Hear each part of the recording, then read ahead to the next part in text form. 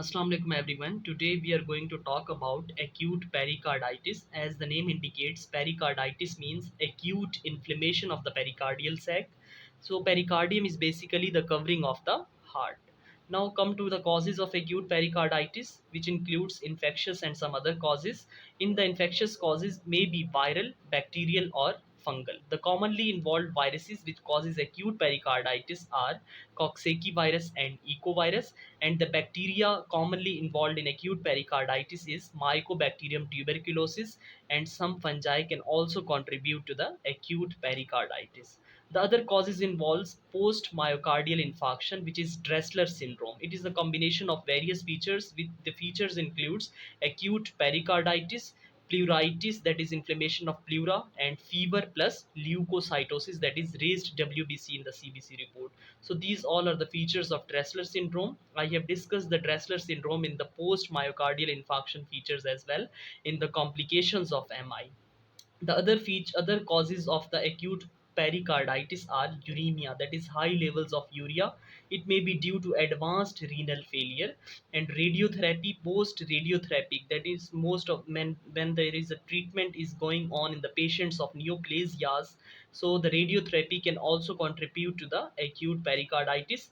Post surgical, after surgeries of the heart, collagen vascular diseases, which includes rheumatoid arthritis as well as sometimes in the systemic lupus erythematosus. So these two are the collagen vascular diseases. Sometimes pericarditis occurs in these cases as well, and there is drug induced lupus syndromes which can also sometimes causes the pericarditis.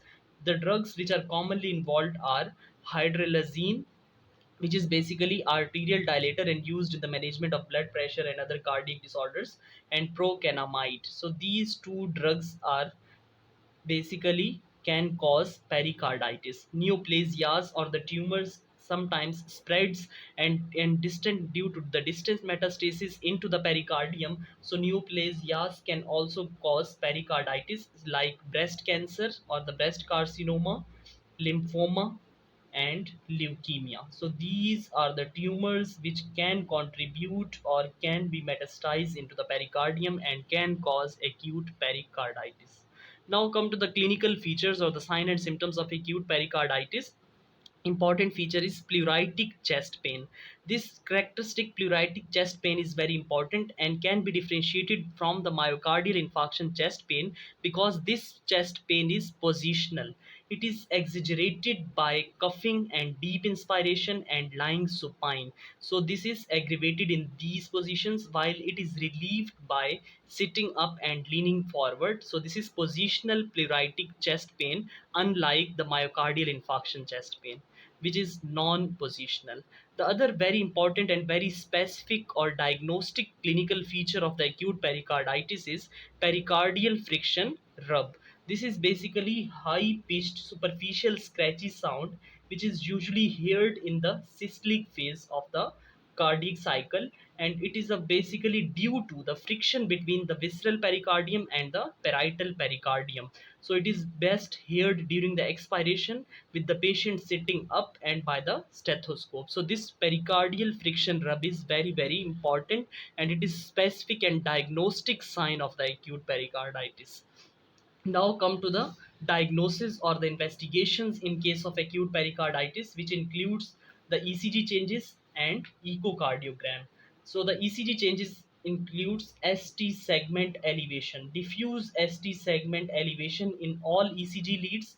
So this is diffuse ST segment elevation, and there is PR depression. So this PR depression is the best indicator or very specific indicator of acute pericarditis. So it's not necessary, but when there is a suspicion of developing the pericardial effusion, then echocardiogram is necessary after the ECG performance.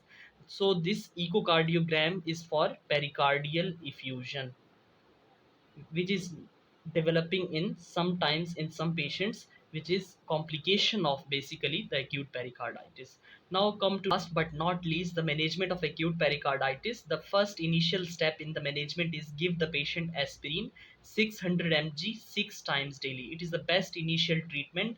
The other options includes non-steroidal anti-inflammatory drugs like indomethacin or any other and NSAID or a non-steroidal anti-inflammatory drug. So endomethacin 25 mg 3 times daily. So if the pain is not controlled by these NSAIDs or the aspirin, then the next option is corticosteroids. If the cause is purulent, that is bacterial pericarditis, then give the patients antibiotics to kill the bacteria, and pericardiocentesis because of the purulent fluid. Pericardiocentesis, that is drainage of the purulent fluid from the pericardial sac. So pericardiocentesis sometimes needed in purulent pericarditis, and in very few cases surgical drainage is necessary if it is not drained by pericardiocentesis. If the cause is tuberculosis, that is mycobacterium tuberculosis, then give the patients anti-tuberculous therapy along with the steroids. So in case of tuberculous pericarditis, give the patient 3 months course of steroid and anti-TB drugs. The complications of acute pericarditis includes cardiac tamponade and pericardial effusion. We will discuss these two topics in the upcoming videos. So now, last but not least, come to the criteria of acute pericarditis. If the patient has pleuritic chest pain, which is basically positional, and pericardial friction rub, ECG shows diffuse ST segment elevation and TR depression, echo or the chest X-ray shows pericardial effusion. So these are the four criteria.